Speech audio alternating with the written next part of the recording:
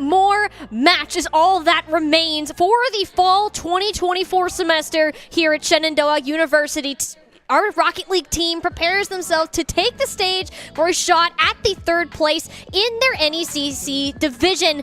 We got some great Rocket League to come our way. We got to see their best of 7 last week, and I'm glad to have you on here for one of the first times actually we're working together, but also on Rocket League, Chris. Yeah, it's been a while. I think I was here earlier this semester with Will Jenkins once, and that's the extent of my Rocket League experience this semester. Although I do know this game, I'm not a total idiot, but but we're gonna have a great time. Yes, you said it. We've got an exciting match today and an opportunity to prove one final thing. We unfortunately fell just short of the title in our last competition against the University of Montreal. I do believe we have a bracket coming up here, and we see, a heartbreaking result from, 2 weeks ago, as all of these players got a little break for Thanksgiving.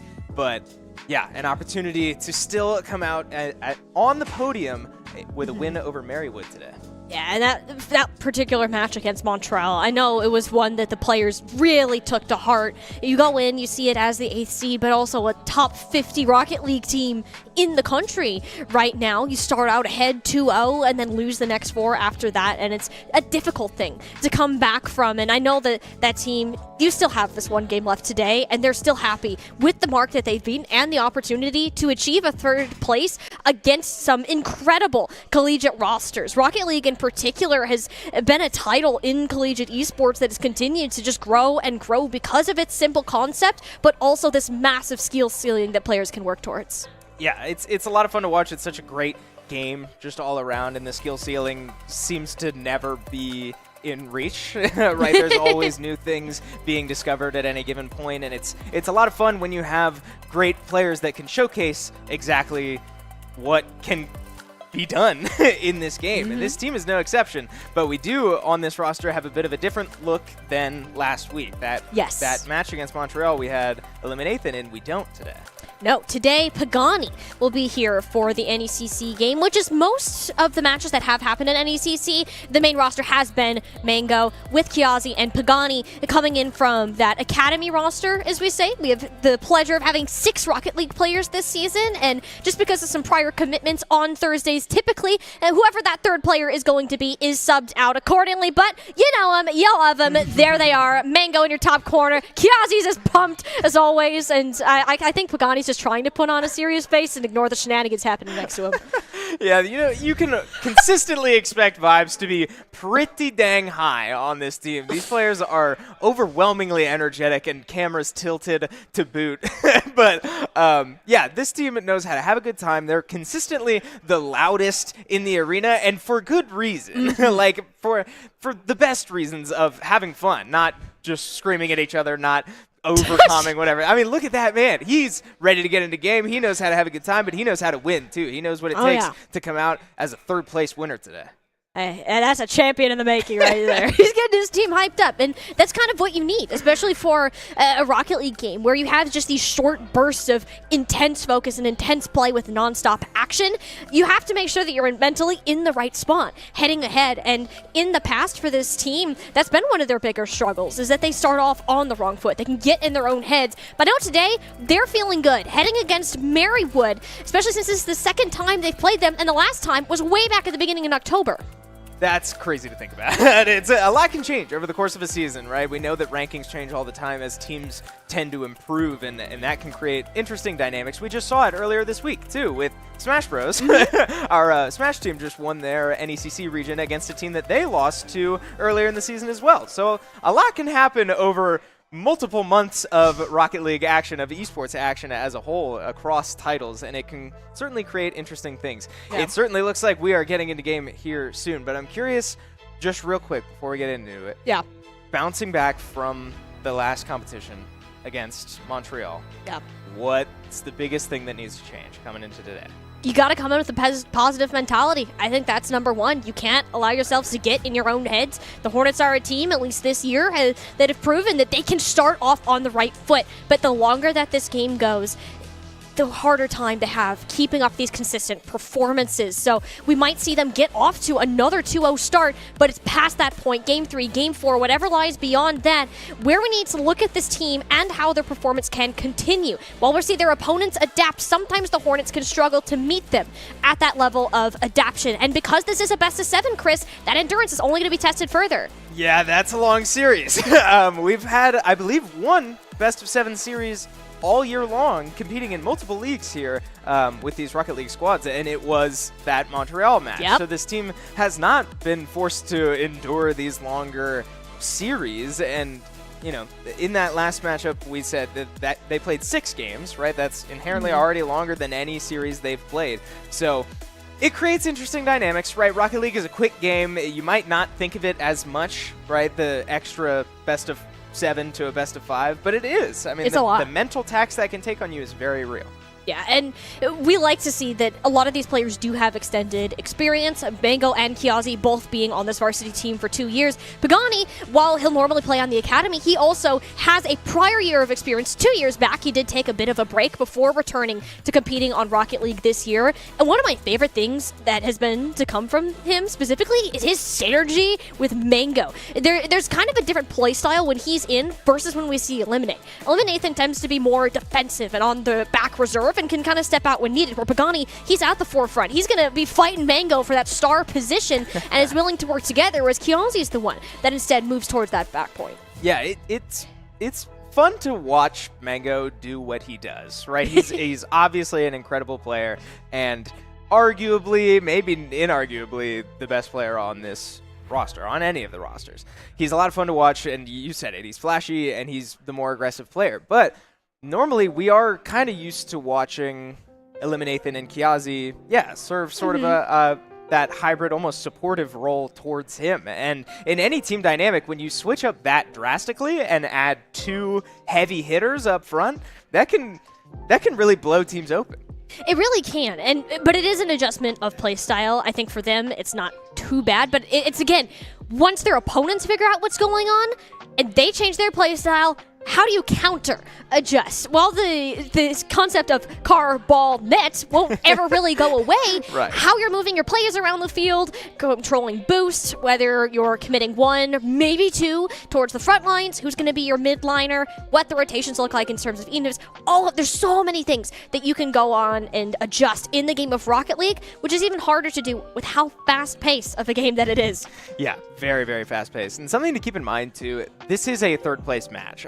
I'm not going to sit up here and be pessimistic or anything, but Grand Finals is now out of the equation. And all of the players know that. It's, we can sit here and hang our heads, aw darn, or we can come out here and play more Rocket League and keep competing. And that's what these players are going to do. But with that said, with only third place at stake, you can kind of look to just rebound and finish the season on a good note. Yeah. Maybe keep experimenting with stuff.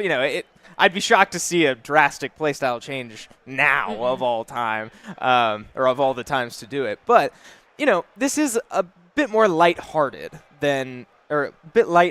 scenario that this team has found themselves in compared to the rest of the season. And we'll see if that affects playstyle, affects mentality the longer this series goes on.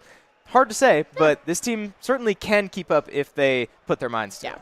It's one last hurrah, Exactly. to finish off your fall semester on a strong note. And I think for the Rocket League team, they hit a lot of the expectations that they wanted to at the start of the season. And getting to this point is, you could even argue is past that. So given where this team currently stands in their division, an opportunity to finish top 3, a podium finish, but guaranteed at least in that first half, is already massive for a squad that isn't particularly known for having these SSL massive names on their roster. Shenandoah has done an excellent job at curating this next gen talent. Yeah, it's been a lot of fun to watch. These guys have been around for, you said it, years now, and they've only gotten better in their time here. They've moved up divisions and official and unofficial levels of competition. This team can really hang with some of the best, but I do believe that we are maybe having some tech issues or some delays going on, but it sounds like we're going to take a break.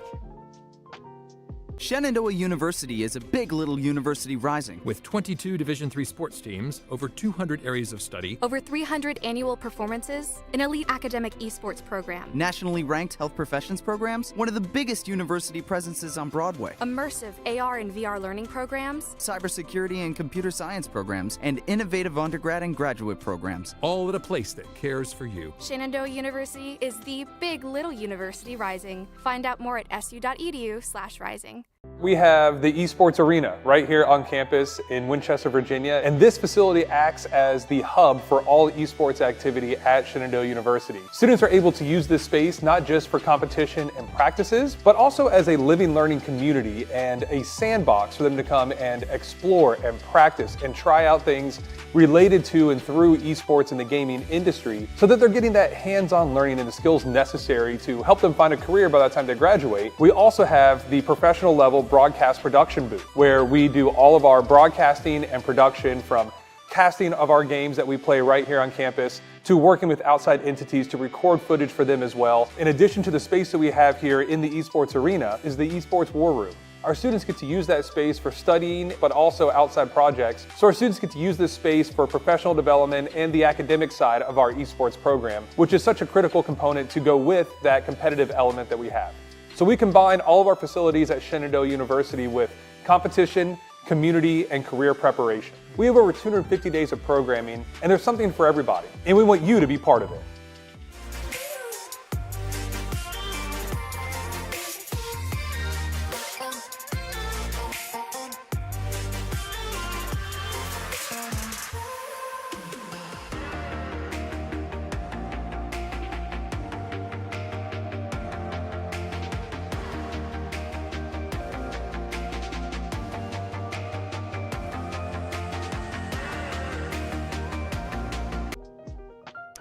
Well, thank you for taking a brief intermission with us. But the good news is we got some Rocket League that is just about ready to start. Technical issues have resolved, and we're going to start straight into game number 1. Marywood and Shenandoah University both looking for a third-place finish in their NECC division. Let's get started. Yes, pardon the interruption, but we are here. Setbacks behind us, in-game, third place on the line, and with an opportunity to prove one more time that this team can hang with the big dogs before the season ends. 30 seconds into this game, we see a couple shots rain down, and an early one goes in for Marywood. A tough start just under 30 seconds into the game. And look at that pass setup, too. Mango wasn't anticipating Jacob to get that far ahead, and that little bump off the front bumper from J Marsh there was perfectly based. Pagani was just slight enough behind, and that's kind of these early 30 seconds of the game. Each team is getting a feel for how the other plays and how that can continue on ahead. Mango, rather a slow-paced ball in the direction of the goal, will be redirected back up to Jacob. Slappa now finds with an open net, but it goes wide enough for Pagani to get some form of recovery. Yeah, good little defensive effort there. Maybe a little bit of luck in there too with a missed shot there, but enough time to rebound, right? We settle back in. One major theme from their last competition 2 weeks ago against Montreal was these kickoffs too. We saw an aggressive opportunity there from Mango off the most recent kickoff. Not quite amount to much, but that could be something to keep an eye out for the longer this series goes on.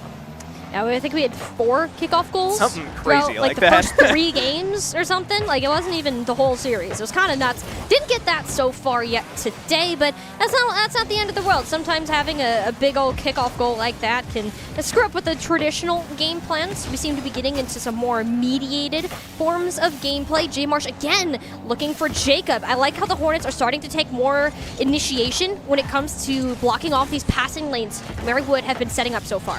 Yeah, doing a great job so far and really keeping the ball on the perimeters of the field, right? Nobody's really had an opportunity to get to the center of the field or get it in front of the net. It's been bouncing from corner to corner to corner to corner, and so far, not much to come of it from either direction, and this, no exception, right? We finally see the ball make a move. Pagani with a slight whiff there, but leaving Kiazi to get a big boom and send it to another corner. We find ourselves right back where we started. Kiazi was a good centered play from Mango. Jacob was too close to that ball for any quality touch to come through.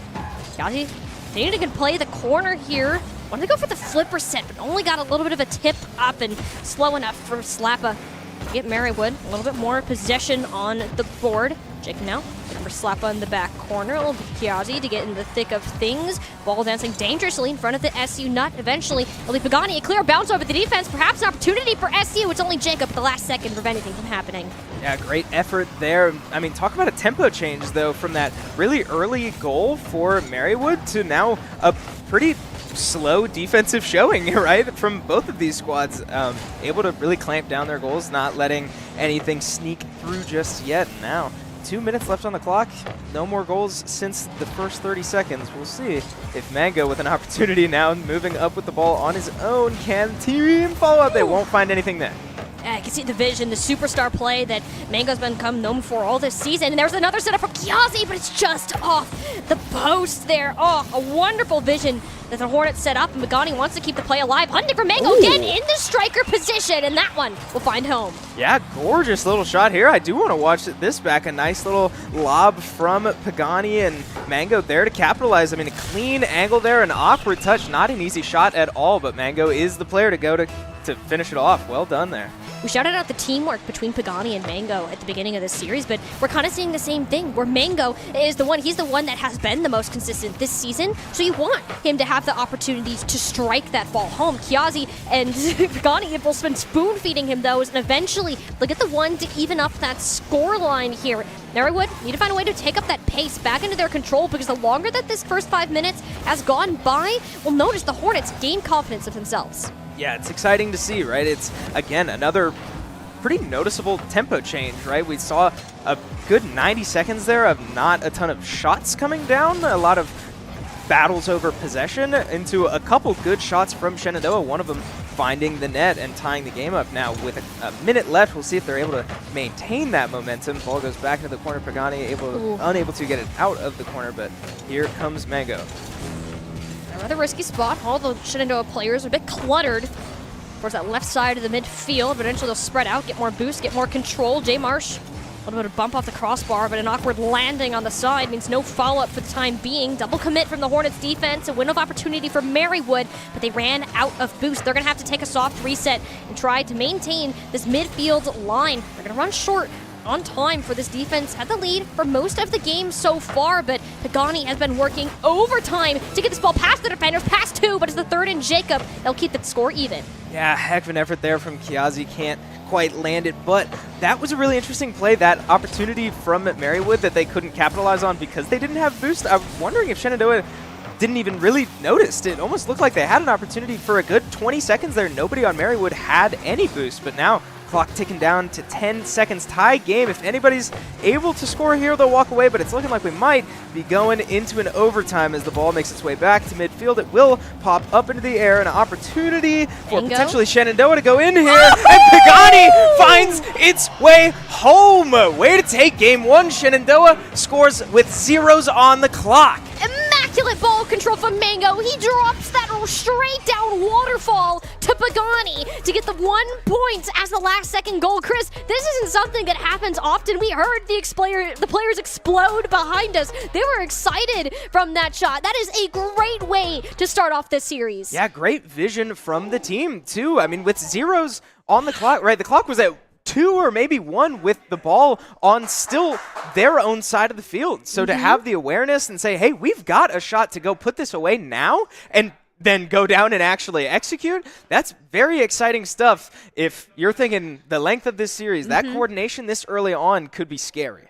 Mango's feeling himself right now, too. Not to mention that, and we're seeing Pagani and Kiazi win out a lot of these 50s. They have greater corner control, and in those instances, you're going to get better centers to somebody like Mango, who's just hunting for those points. And, I mean, the Hornets, not only from a score standpoint, of course, you're going to come out on top, but just from, think about the confidence boost that getting a goal of that fashion to end game number 1, what that's going to do to you going on ahead. Yeah, and think the other direction, too. Marywood probably started with just as much confidence scoring in the first 30 seconds, but then to really not find any offensive success for the next 4 minutes and 30 seconds is probably not a great feeling, but one game is one game, right? This is a longer series than usual. We talked about how our team is not exactly familiar with this length of a series. I'm sure Marywood is probably feeling the same thing. So nothing to get ahead of ourselves just yet, but We settle back in for game number 2, and Shenandoah with an opportunity to run away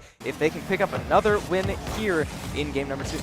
Yeah. The last time these two teams met, reminder, it was a 3-1 win in favor of Marywood, but that was well over 2 months ago. At this point, Chris, think about the changes, the improvements that both teams have made since then, and we're seeing the majority of team play. No one's going for kind of these star-studded things. It's been finding these passing lanes so far, and Marywood, while they had it a lot in the first half of game 1, it was the Hornets who started to run away in that regard towards the tail end, giving them that narrow lead. Marywood playing in the blue half of the pitch, but we're not able to get much control. An awkward bounce from J. Marsh off the pitch, and that is not the way you want to start if you're Marywood. Wow, yeah, talk about a momentum shift. I mean, that is such a tough break, an awkward pinch there off the wall, and just not able to make the save in time. Mango gets credit for it, but Shenandoah takes the lead early in game number 2. And that's just one of those, you just gotta shake it off. It hurts. It really hurts, and there's not much you can do about it. There's a chance to fire back, but my goodness, Kiazi pulled out the cape and said, nah, I'm gonna be the hero for today. We can make sure Mango some more opportunities on this offense. It's another weird bounce, a slow one in front of the goal line. This time Slappa, though, is making sure no more of these silly goals are going to happen. Yeah, wow, this has been a significantly crazier game than game number 1. We saw a lot more control, a lot more defensive control, and just slower gameplay in game number 1. There have been, I don't even know if I would call it more aggressive gameplay as much as it is just sort of fluky happenings that are putting the ball in aggressive positions, and so far 1 goal to come of it. But now, minute 30 into this game, we see the tempo start to slow down. Both of these teams settle in a little bit more to their rhythms. Boost pretty well managed both sides. Kiazi a little low on Shenandoah, but Shenandoah with an offensive attempt here, and they get the ball to the corner, but not able to capitalize there. Slowing down, not as cray-carry as we were when we started, which is pretty good. Honestly, you could see the panic in every player's eyes at that point, so this more kind of tempoed, readable style of play is a comfort zone for both of these teams. Mango, though, make sure this ball stays in the skies. A nice connection with Pagani, but the touch doesn't redirect as well as he thought. Kiazi, read on the bounce, a little bit high. Mango follow-up, no. J-March will win the race to that one, and Jacob has been playing this backboard well for Marywood, denying any more of these center opportunities where we've seen Mango lurking for so long.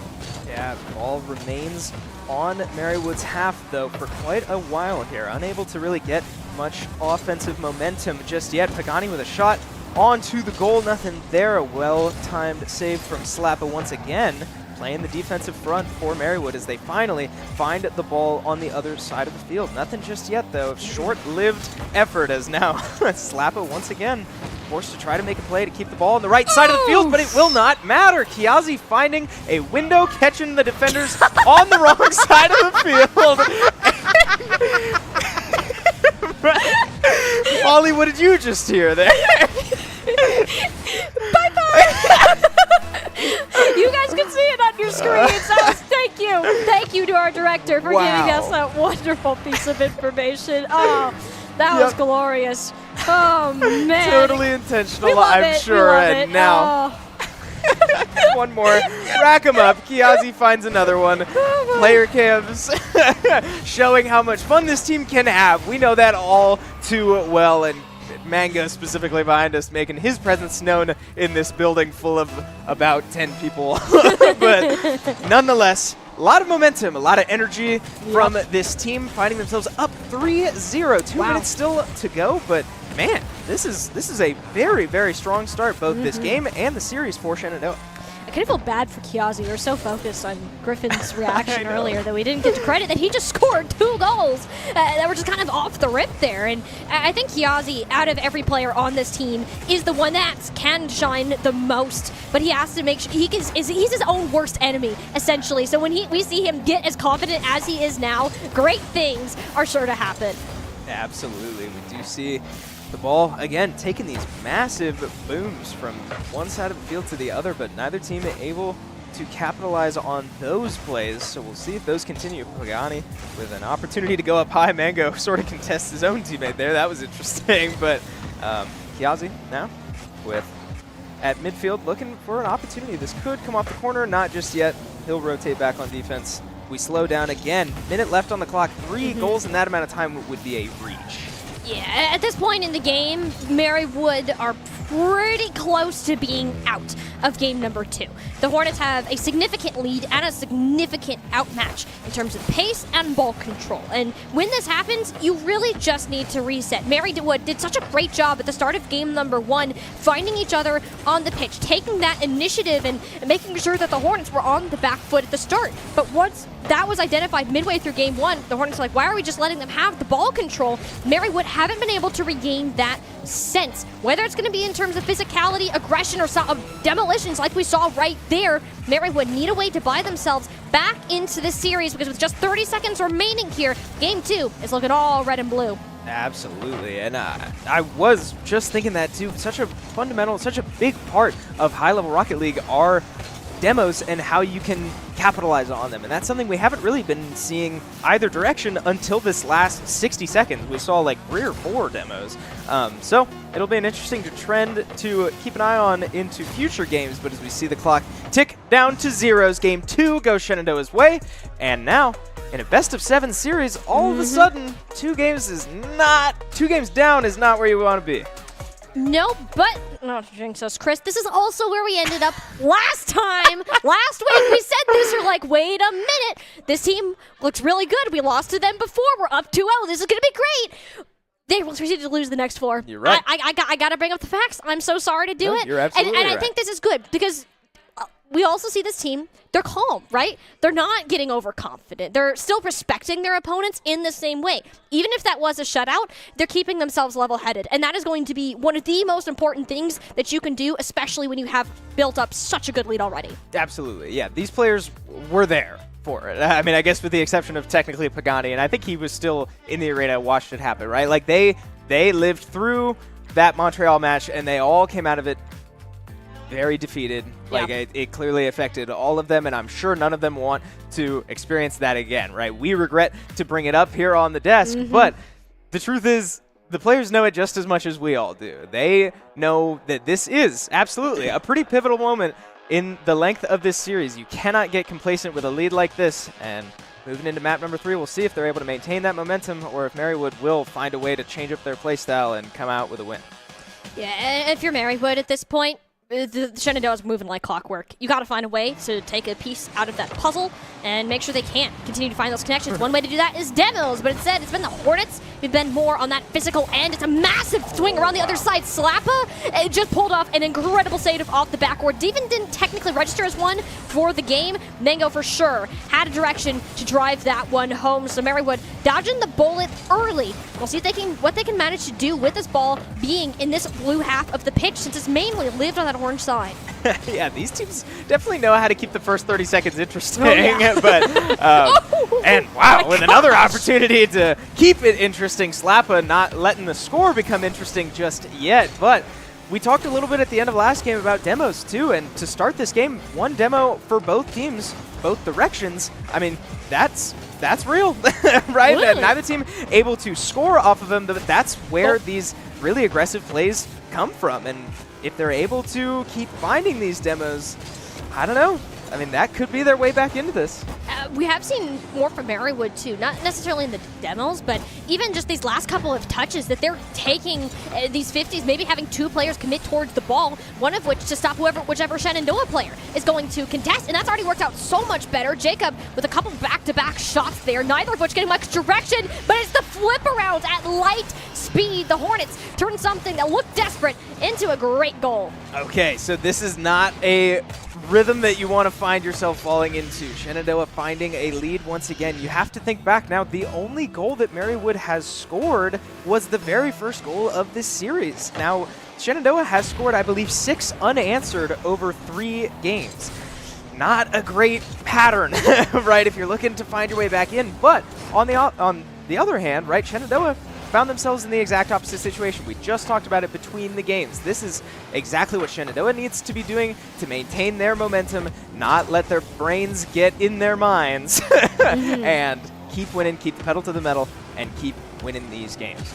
Yeah, this is kind of the most important thing, is for the Hornets to play their own game, to not kind of let this panic set in of this faster pace that Marywood have attempted to force so far, but it's actually turned out to more harm and good. Instances like that, Chris, where that ball just sneaks past whoever's supposed to be holding down that midfield, it gets scary, and it leaves you open for errors such as that one, if I'm not mistaken, that might have been a bit of an own goal there.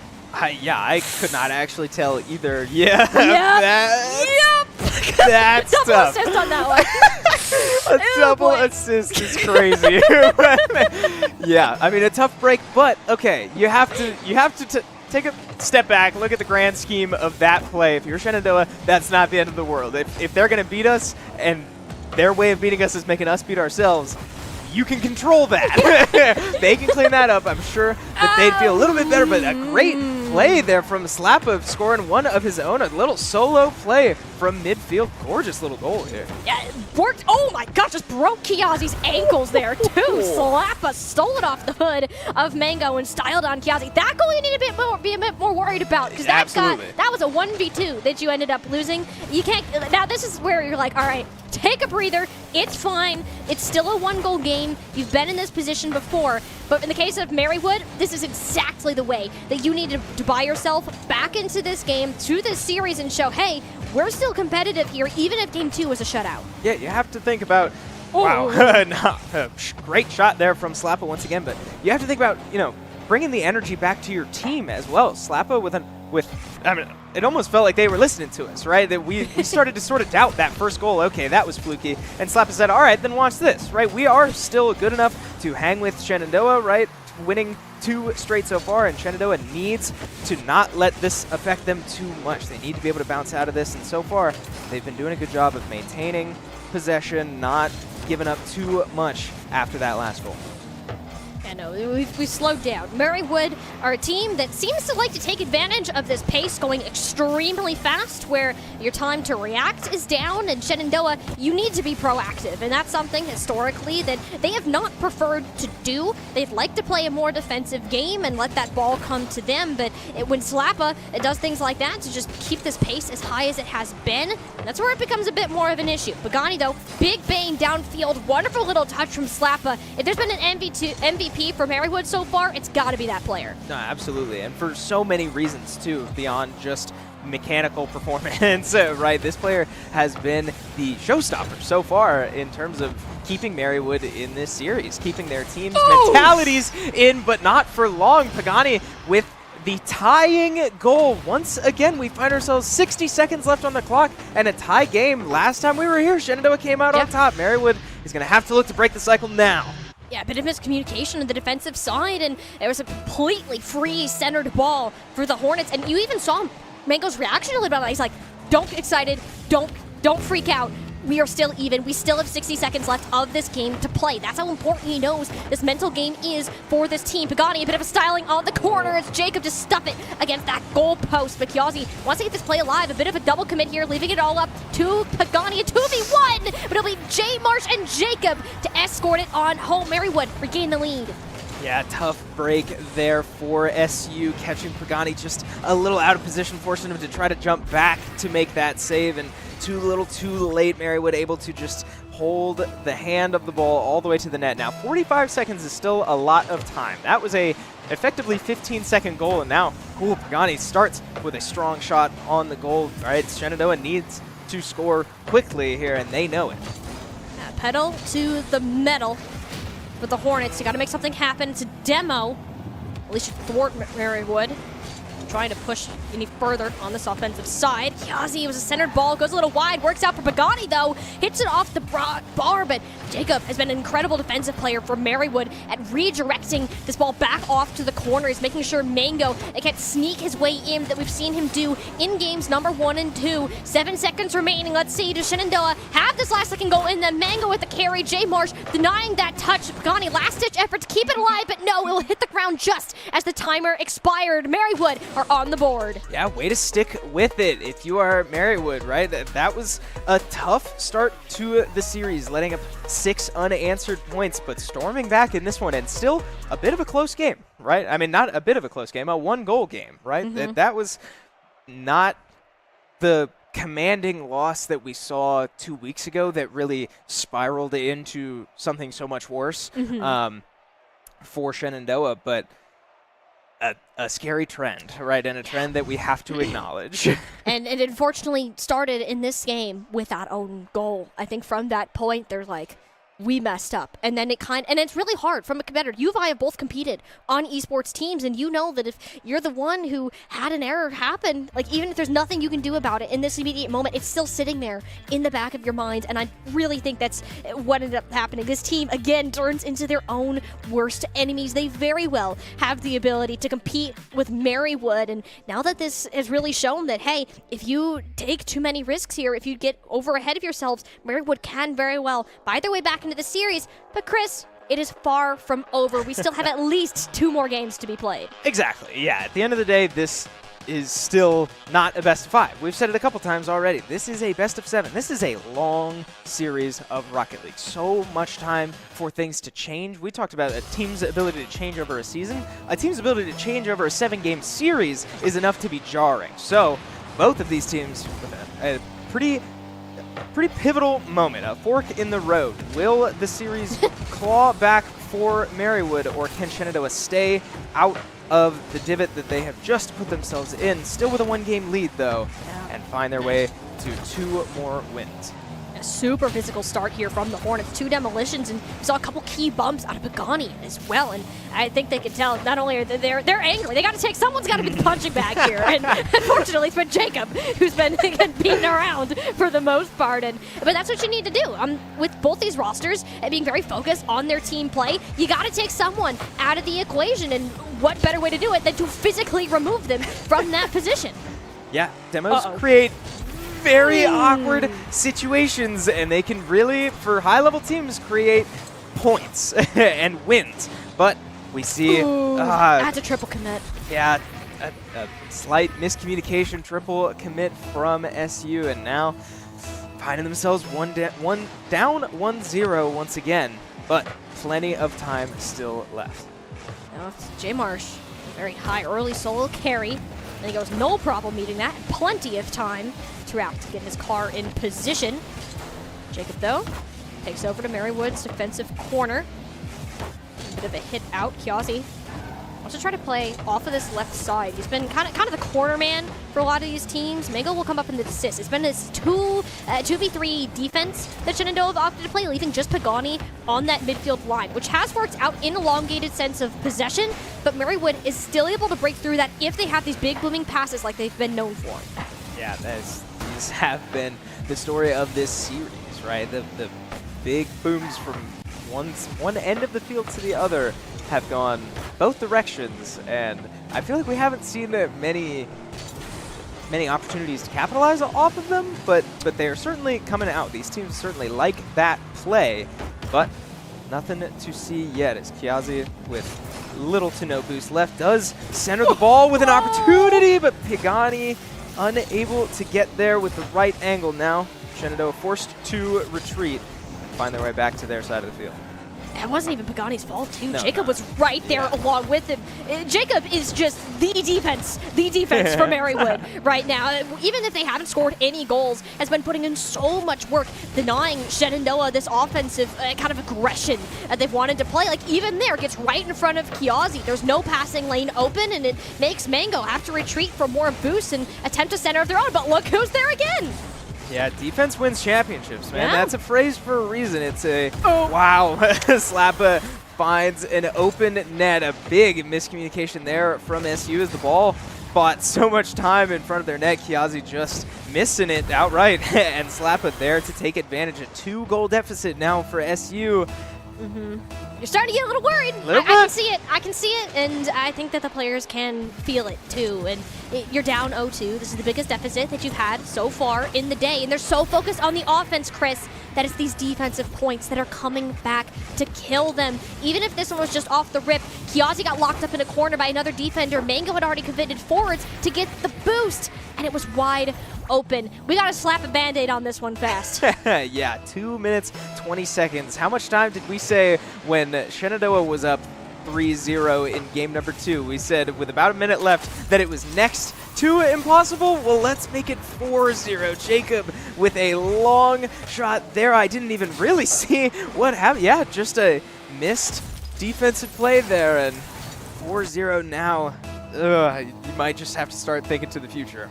Yeah, you just still have a little bit less than half the game left, Yeah. but at the same time, 3 of these goals just happened in less than 30 seconds.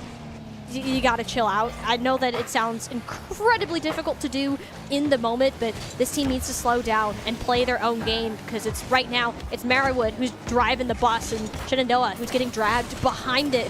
And a stark contrast from what games 2 and 3 held so far within this game. And I want to see more of that even back and forth that these two teams are pushing each other towards, and that is the way to do it. A beautiful pinch off the top ropes for Kiazi to receive. Yeah, okay, you got to start taking this one step at a time now. If you're SU, right, you are in a deficit, but you'd like to see the team play as if each point is 0-0, right? What are you trying to do? Prevent them from scoring, take whatever you can learn from this and apply it to the future. At the same time, find whatever offensive successes you can, write it down, and apply it to the future.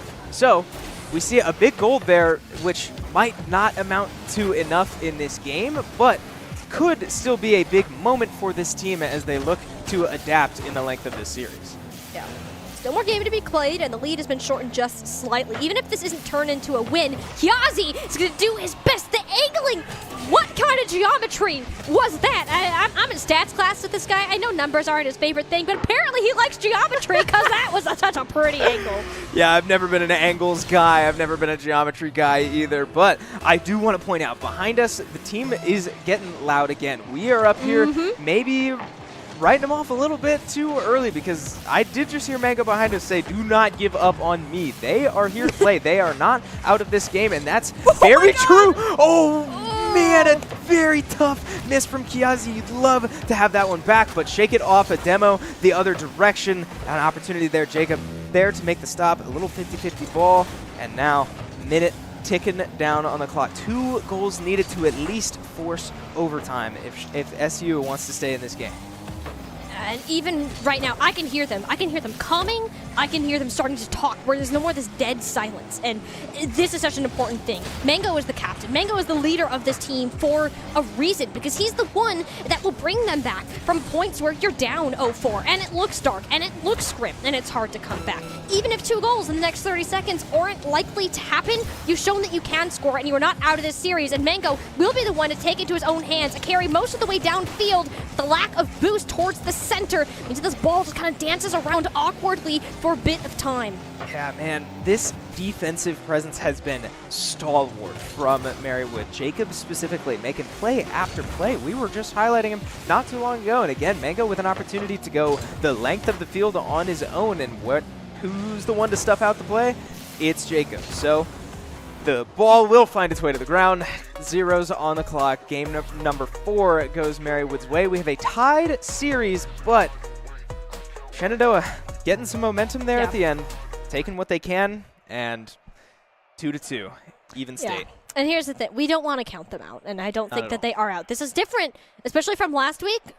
I think particularly ending on a good note of having those 2 goals and 2 really good goals at that. It wasn't just like an awkward pinch and it felt random. It was purposeful, and it just did some insane things. We like to see that, and those are kind of the plays that the Hornets need to be leaning back upon. It's a testament towards their skill, and we're about that midway point through the series. We're tied up. We've played 4 games, maximum of 3 more. Like, you can see them, headsets are off. They're trying to recenter themselves, listen to their coach, or they're listening to their coach right now. I had to turn around behind me because I didn't remember that he was here, and preparing themselves for what is ahead. This series is very contestable, and honestly, Chris, it's hard to say who's going to come out on top. No, yeah, only time will tell. That's why we play the game, right? We can sit here and speculate all we want before it happens, but at the end of the day, none of that matters until they go and play the game. So, doesn't matter how much of a favorite you are. If any of you follow traditional sports, I know that all too well. 20-point favorite does not matter. That's why we play the game. So, anyway, that aside, right, we do You're right, though. It's exciting to see deliberate, intentional plays out of Shenandoah, and you have to think, too, like that last shot from Kiazi going just a little high, the play was there, right? Even if the goal or the ball didn't go in last game, that's still a 3rd successful offensive play that just didn't result in points. So shake it all off. Game number 5 underway. This is not a 5-game series, though, right? No. This is a long series for these players already, but 2 more wins still required for either one of these squads to walk out as a 3rd-place winner.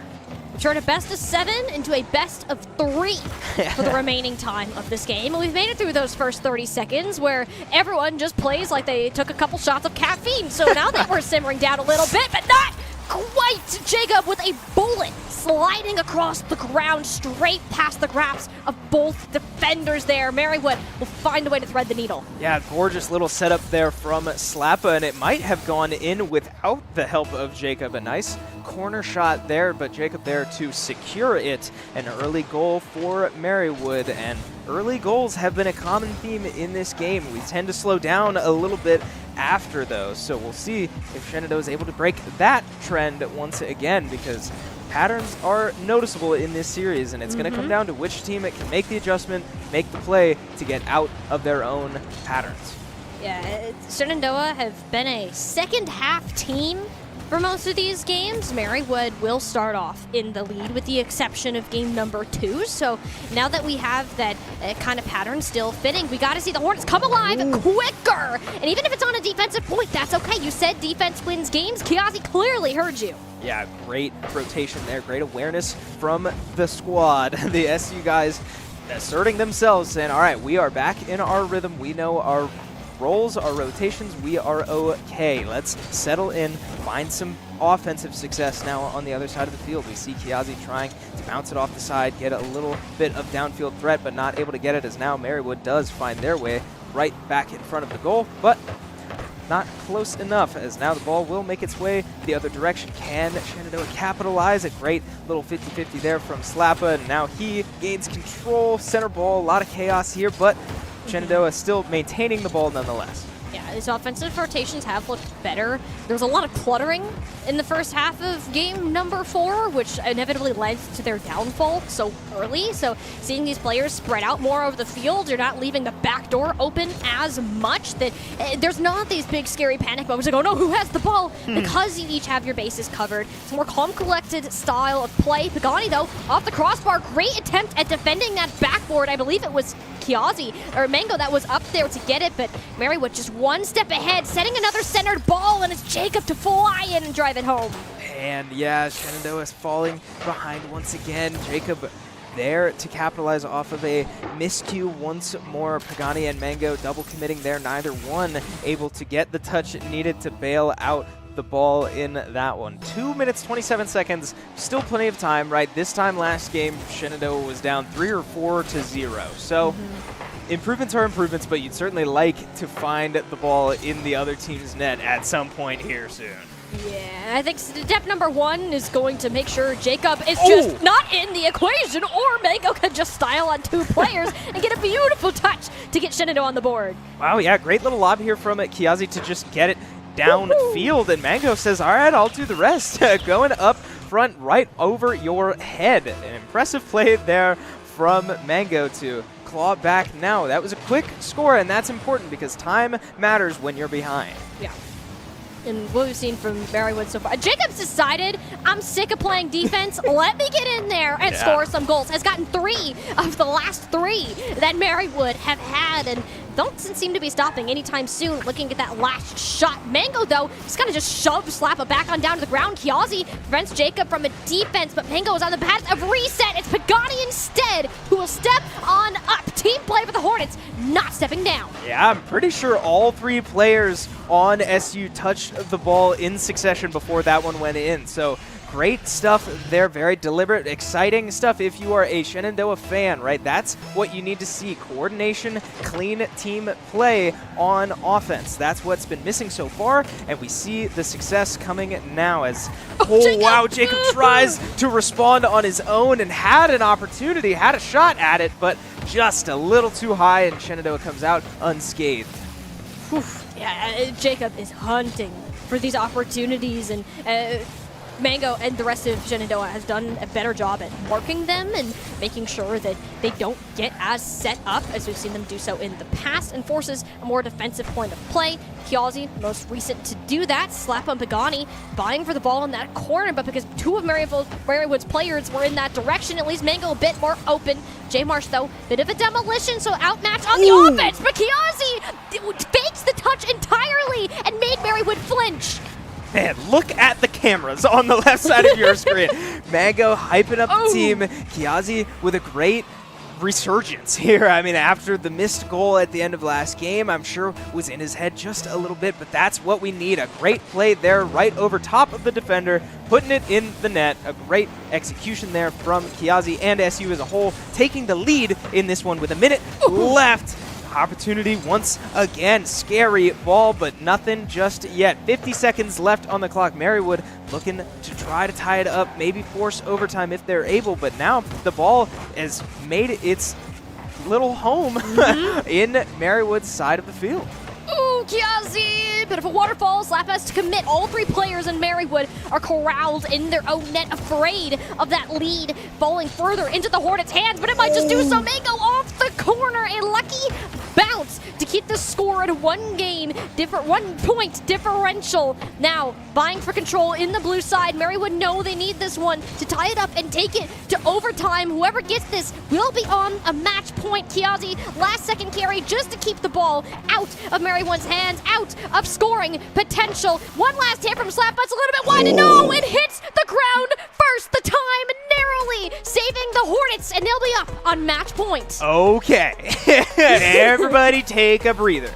That game was a roller coaster. Marywood starting off 2-0 and Shenandoah storming back in, I think, less than 3 minutes that they scored those 3 goals. Great stuff, and that last minute of play was crucial too. Sometimes the best defense is offense, and what did they do? They needed to prevent Marywood from scoring a goal and tying the game, forcing overtime. Well, how did they do it? They kept the ball right in front of Marywood the entire time. Did not let them have any offensive have any offensive presence until the last 10 seconds. So great execution there. The boys are fired up behind us, Molly.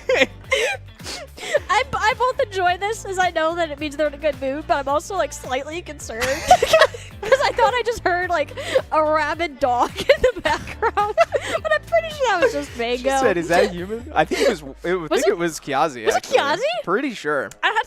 It feels yeah, there you go. It was either a Mango or a Kiazi noise. Sometimes it's hard to tell which one. Sometimes, yeah. When they get fired up, when they start just making their noises, they all start to blend together. Need. But hey, team chemistry can come in many ways, and no matter how you see it, it's a great thing. These guys are fired up. They do not want to drop this series. We are into game number 6. Shenandoah with an opportunity to put this away with a win right here. Jacob going for another solo play. These have been working out. The last couple goals for Marywood have been similar to that, but Shenandoah not letting that one sneak by, and we will see what they get for it. It's just something about the first 30 seconds of every game. I'm telling you, it has you on the edge of your seat. Even that awkward pinch smoke cloud starts the vision for a little bit, but every player on the Hornets, they're not going to take any risks. Marywood have had a first 45-second goal every single game so far, except for game number 3, but they want to be the ones to change that narrative and force Jacob again to go on a solo play. There's not a defender in the path, and he can manage to drive it home, but no, it's Mango slipped through his blind spot to get it out of his hands. Yeah, man, where did he come from? We had a great shot at that potential goal there, and Mango just sneaking onto our screen and stealing that one away. A gorgeous defensive play, a last-ditch effort from SU to stay on an equal playing field, and now a minute has passed and no goals have been scored. This is unique. Neither team has found themselves in this situation just yet. That makes it all the more intense, right? You know that you're still at an even score line, and you don't have that pressure of coming back, but that also means you're not going for these double or triple commits anymore. You're keeping this ball tempo a bit more manageable to avoid things like that. J Marsh, stellar save out of them. Mango was on a path to glory there. Now it's Jacob again, who's been kind of that star player. The reason that Marywood are back into this series in the first place has been the main one, causing trouble for Shenandoah on this defense. Yeah, a lot of the pressure seemed to be on Slappa to start, but you're right. Jacob has stepped up in every way so far in these last couple games, and it's been fun to watch. This is clearly a very talented player and determined player, right? When Marywood was down and needed it most, Jacob has stepped up just about every single time. So we'll see if that can continue, right? That's a lot of pressure to put on one player, and at the end of the day, this is a team game. Shenandoah has found the same pattern that when they succeed, it's usually due to team play. That needs to be the formula to claw back in these games, and Marywood, I'm sure, will need a similar awakening soon. Yeah, I think that's where difference is this is a team game for Shenandoah. I mean, Mango can get stellar setups like that, but it's all three players with ball contact, triple committing here. A risk, but one that will not have a terrible payback, as Kiazi had just enough boost to retreat towards the other half, and now we're already back towards Marywood's, and J Marsh wants to have a break from this defense. Kiazi isn't giving him the chance. Another bank up to Mango, and it's Slappa. Finally, the orange side can have a breather. Yeah, great patience there from Marywood all across the board. All kinds of players making saves in their own right, but I mean, calculated aggression has sort of been the name of the game for SU in this game, right? Triple commits and saving enough boost to get back, whether deliberate or not, is an aggressive decision that paid off their way. And that's the kind of stuff that can really put a team down and out in a situation like this. If they're not expecting that level of commitment that we really haven't seen until now, that's going to be something to keep an eye out for. That's enough to catch a team off guard and put them down and out. But 90 seconds left on the clock and no goals have been scored. This has been an interesting game so far. I mean, this is game 6. Marywood know that this is their chance at a podium finish. If you make one mistake here, that will be the end of your game. There it is. And it'll be Mango to force it. He knows the timing of this goal couldn't have been any better. Wow, could not have been any better. You said it. Mango behind us once again, and really the whole team feeling themselves now. The energy is real. Look at the cameras. Again, this team is fired up. They want this podium finish. Third place on the line. Now Shenandoah with the lead, and Marywood with their season on the line. This is it. Down in game number 6, match point for SU. They need to find success in 60 seconds. Marywood have put their eggs in the basket of Jacob, setting him up for success, as he's been the one to come alive, but he just hasn't been able to find that same mojo throughout games 5 and now 6. One goal separating these two teams, and it's nothing to ensure the outcome. This game can flip over in a flash. Marywood know it. They're pressing the pedal to the metal on this offense, trying to force an error from the Hornets. 40 seconds. Keep an eye on the clock. We're going to keep saying it every couple seconds because every second matters now more than ever for Marywood. 30 seconds now for them to try to find a play, but what was the answer last game in the last 60 seconds? Offense is the best defense. We find ourselves once again, Shenandoah with the ball on Marywood's side of the field. 20 seconds now remaining. Marywood unable to find any offensive threat just yet. Shenandoah now absolutely pedal to the metal, keeping the aggression non-stop. 10 seconds left. One goal separating these teams. Will Marywood find their way into overtime, or can Shenandoah maintain this lead? Zeros on the clock. The ball will hit the ground. Shenandoah walks away third place winners. Ending their season on the best note possible. One last win for this set of players, and they know that they have deserved it. They have worked hard through a variation of players, a variation of rosters even, to get to this point, and they should be proud of what you've overcome, because at a point in this series, it looked grim. This team looked like they were upset, but looking at this guy's face now, he is feeling it. This team is proud of the success that they have had. Yeah, conquering their demons. Demons, right? Beating a team that beat them earlier this season and beating a narrative that they sort of built for themselves 2 weeks ago. We got a little nervous up here, and I'm sure the players did too, finding themselves up 2-0 and then dropping a game, dropping another one. That's a scary place to be, and I'm sure that all of the players felt the pressure of the world in those moments. But overcoming those demons, overcoming this team that had already beaten them this year to come out in third place of this bracket is a great way to finish the season. Yeah, the countless hours that this team puts in. Like, I'm pretty sure I see them practicing in here more than any other team. Yeah. And that is crazy to think about. Literally take no days off to another level, and not to mention, like, they're all friends outside of this. Like, if there's one team that probably is the closest knit, it's gotta be this one. And it's connections, it's teamwork, it's trust like this that can allow you to achieve strong finishes, even if it wasn't the grand finals for this team. Claiming a podium spot in a highly contested NECC division matchup is great. Absolutely. Yeah, I could not be more proud of the guys behind us. I mean, they really, a lot of you guys did not get to experience it after that Montreal match. They truly were heartbroken after not making grand finals. They wanted it so badly, and falling just short, it was tough. And these players wanted it more than I think I've ever seen them want a title, and like we said, third place, grand finals, doesn't matter. A very intense match, a long series as well. Weathering the storm, coming out on top.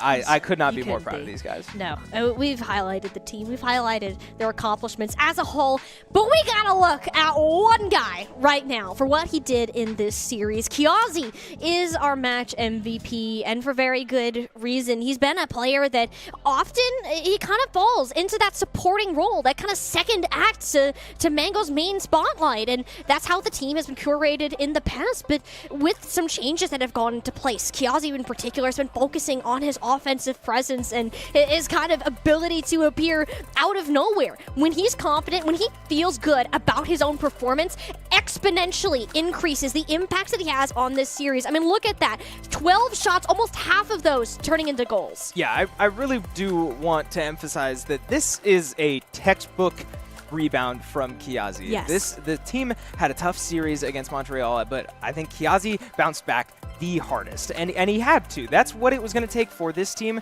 to find success in a big series like that, and Exhibit A. I mean, look no further. We just saw it as such an incredible showing there from Kiazi. I'm so proud of him. I'm so proud of all of them. Third place champions. It feels good. And even for us, we're Shenandoah students. We feel pride in our team taking home that win today, but nowhere near the amount the entire roster surely does. Like, I can still hear them kind of talking behind us here. They're excited. They're chatting about it. Probably to get some Dr. Pepper or something after this, some too. Buffalo Wild Wings. That, too. Look at that. It is B-dubs night. Yep. Yeah, we're gonna treat Mango, that Dr. Pepper demon behind us. That's been a interesting narrative of the season that I don't think I saw coming. was having Dr. Pepper and chicken wings be the incentive for this player to go out and do what he does. But hey, whatever it takes. I certainly Food's a don't motivator, judge. man. What can you say? Good food too, but hey, whatever floats your boat. And for this team, if you're gonna get results like that, keep it up. You can have all the Dr. Pepper and chicken wings that you want after this one. But we also want to get food, and we want to go ahead and close us out for the entire rest of the Shenandoah University competitive esports season. And while this won't be the last broadcast on this channel, we will be hosting the Virginia High School State Championships here on Saturday, December 14th. So make sure again to drop a follow on the Shenandoah esports channel and come back in, what is that, next Saturday? Next Saturday? Not this upcoming weekend, but the next. There we go. December Next Saturday. 14th. December 14th. I think I said that. I don't remember. But December 14th, be here. Support the next generation of esports athletes. I know that we're going to have a full student-run production here, so everybody involved, much hard work going into today. That's going to close it out for the competitive season. I've been Molly Dens with Grace Clayton. Have a great rest of your weekend, and we'll see you back on Saturday.